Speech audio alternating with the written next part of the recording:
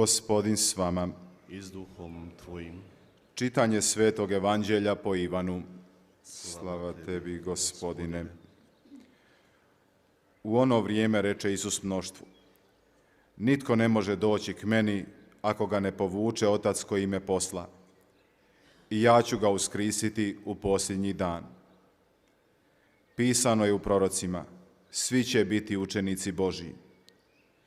Tko god čuje od Oca i pouči se, dolazi k meni. Ne da bi tko vidio Oca, doli onaj koji je kod Boga, on je vidio Oca. Zaista, zaista kažem vam, tko vjeruje ima život vječni. Ja sam kruh života. Očevi vaši jedoše u pustinji manu i pomriješe. Ovo je kruh koji silazi s neba, da tko od njega jede ne umre. Ja sam kruh živi koji je s neba sišao. Tko bude jeo od ovoga kruha, živjet će uvijeke. Kruh koji ću ja dati, tijelo je moje za život svijeta. Riječ Gospodnja. Slava tebi, Kriste.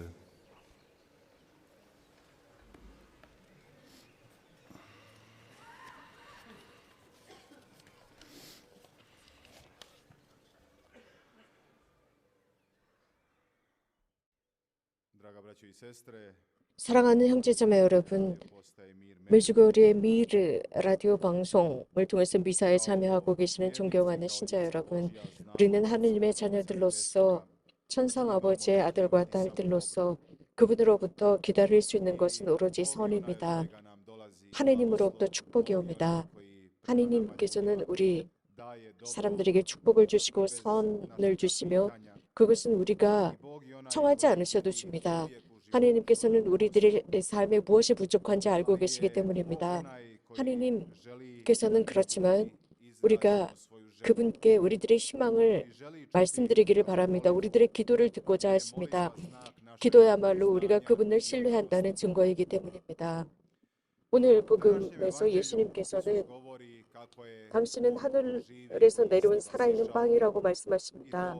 바로 그 살아있는 빵, 그 빵을 우리가 먹고 그 빵을 취했을 때 우리는 영원히 죽지 않을 것입니다. 우리 그리스도 신앙은 그리스도의 그 성체야말로 우리 인류를 위한 가장 위대한 선물이라는 것을 압니다. 그 성체 안에는 하느님 자체가 숨어 계시고 또 우리들의 삶의 일부가 되어 주십니다. 하나님께서 우리들의 삶의 일부가 되시면서 우리들을 향해 말씀하십니다. 그것은 일독서에서도 언급하고 있습니다. 오늘 일독서에서 들은 바와 같이 말씀을 통해서 드러나시는 하느님의 모습을 보여주고 있습니다. 에티오피아의 여왕의 종인 고위 관리였던 내시는 예루살렘에 경배하러 찾아왔습니다. 그는 고관이었습니다. 에티오피아의 고관으로서 왜 예루살렘에 왔을까요? 에티오피아의 여왕, 그 왕궁의 고관이 예루살렘까지 왔습니다. 그 내시가 예루살렘까지 올 수 있었던 그를 매료시켰던 것은 과연 무엇이었을까요? 하느님을 찾기 위한 여정이었습니다.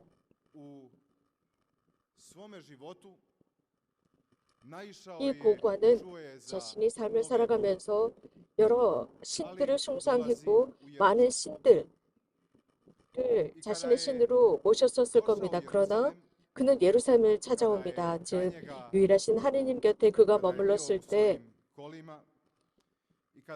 그분이야말로 자신의 유일한 신이라는 것을 알게 됩니다. 유일하신 하느님. 그리고 돌아가면서 이 내시는 이사야서를 읽고 있을 때 필리포스를 만납니다. 이 책에 쓰여져 있는 말을 전혀 이해하지 못했었습니다. 우리도 삶을 살아가면서 어떤 특별한 기회에 책을 선물로 받지 않습니까? 하지만 그 책 제목이 별로 좋지 않고 혹은 그 책의 내용들도 그리 마음에 들지 않는 경우도 있습니다. 그래서 책을 한번 제목을 보거나 혹은 그 인덱스를 보고 읽지 않고 책장 어딘가에 두어버립니다. 읽지 않습니다. 거의 그 책을 들여다보지도 않는 경우가 종종 발생합니다. 그러나 이 에티오피아의 고관은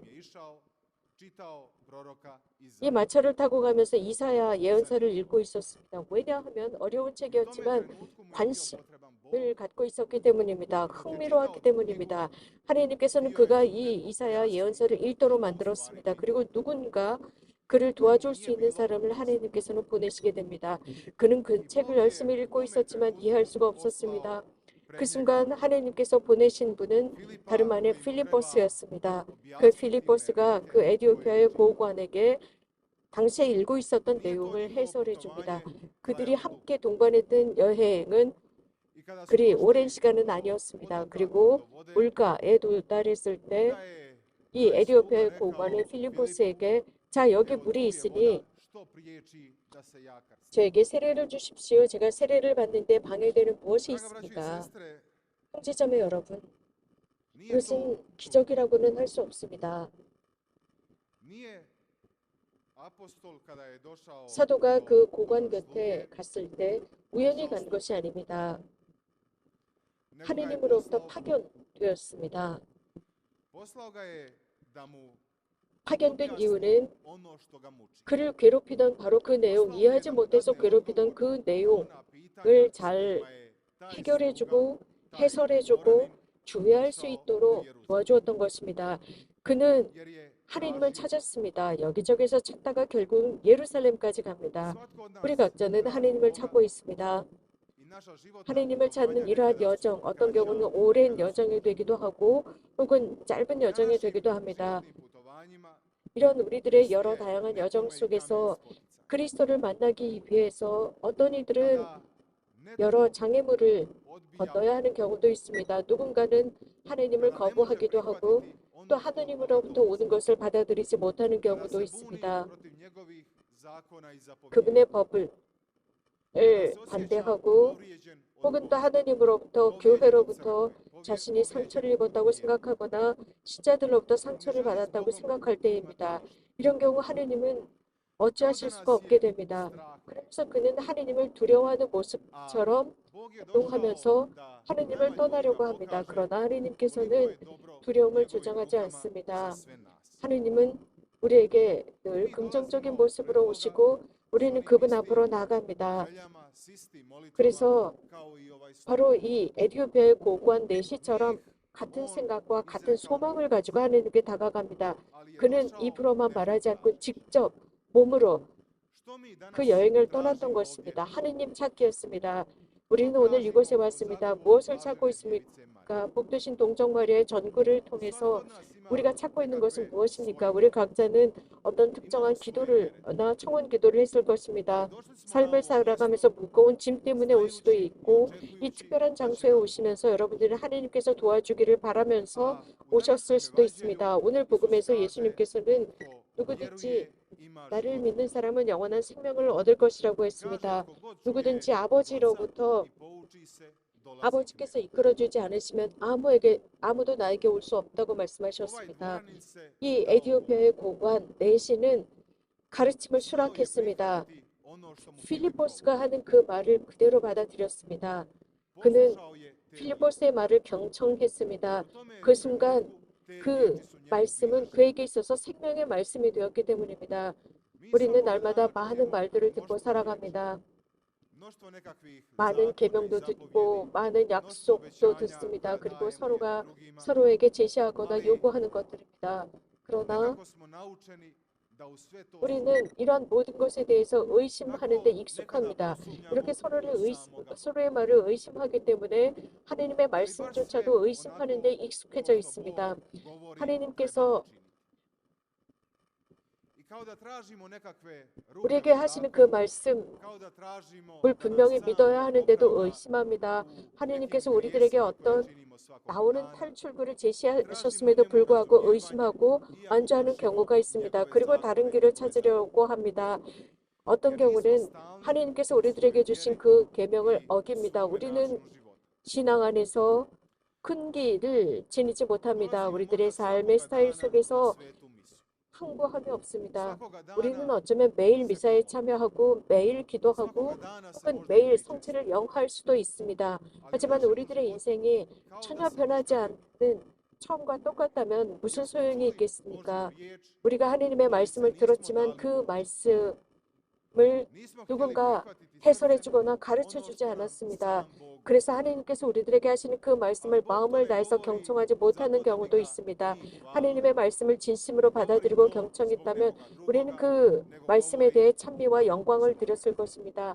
하나님께서 하신 그 말씀은 나에게 하시는 말씀입니다.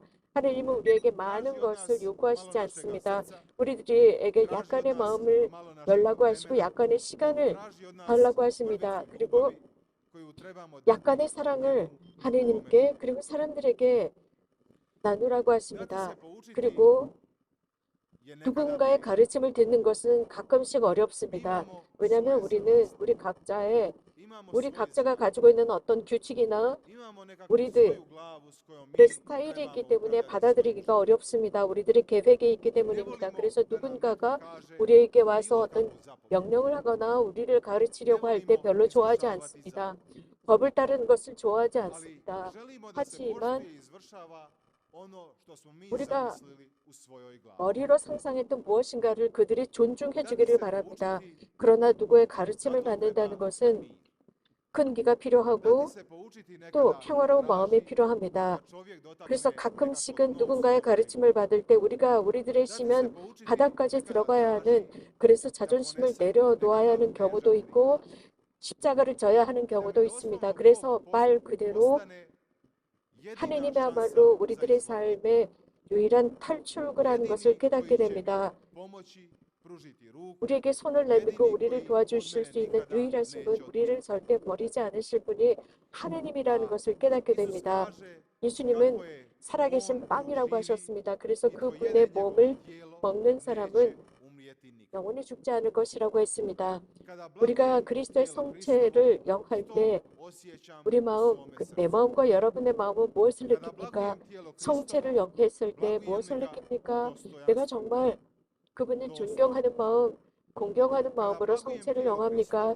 내가 그분의 성체를 영하는 순간 하나님께서 내 삶의 일부라는 것을 인식하면서 성체를 영합니까? 우리는 거룩한 성체를 영하기 위해서 어떤 자세로 앞으로 나옵니까? 성체를 영하기 위해서 주님 앞에 어떤 자세로 옵니까? 형제자매 여러분, 주님께서 우리들에게 청하는 것은 정결해지라는 것입니다. 영혼과 육신이 깨끗한 상태가 되라는 것입니다. 그래서 이 세상의 것으로 물리지 않은 상태로 오라는 것입니다. 행여라도 이 세상에 무거운 짐을 지고 있다면 하나님의 말씀을 받아들이고 또 그 말씀이 우리를 가르치도록 해야 합니다. 하나님의 말씀은 우리들의 육신과 영혼을 바꿔놓기 때문입니다. 그렇게 될 때 무엇인가 비극적인 일이 일어날지라도 하나님께서 우리들을 끌어당기시는 그곳으로 가게 됩니다. 그것은 다름 아닌 하늘나라입니다. 우리는 그렇기 때문에 같은 길을 가고 있고 우리들은 같은 나약함, 같은 의무를 소홀히 하거나 죄와 투쟁하고 있습니다. 이유는 하나님께 속하기 때문입니다. 우리 자신의 아집에 속하는 것이 아닙니다. 하나님께서 나의 삶을 이끌어 가시고 빛으로서 나를 인도하시며 나의 길을 동반해 주시는 분이시라면 내 삶은 그 자체로서 질서를 매기게 됩니다. 어떤 기적이나 이적이 필요하거나 어떤 우연이 필요하지 않습니다. 뭐냐면 하나님께서 모든 것에 질서를 매겨주십니다. 그렇기 때문에 우리는 신앙 속에서 항구해야 합니다. 우리가 하고 있는 그 착한 선행에 항구해야 합니다. 그래서 하나님께서 우리 삶의 일부라는 것을 드러내고 또 하나님께서 우리들을 당신의 아들과 딸로서 믿어주신다는 것을 드러내며 하나님께 성실한 사람들이라는 것을 드러내는 것입니다. 아멘.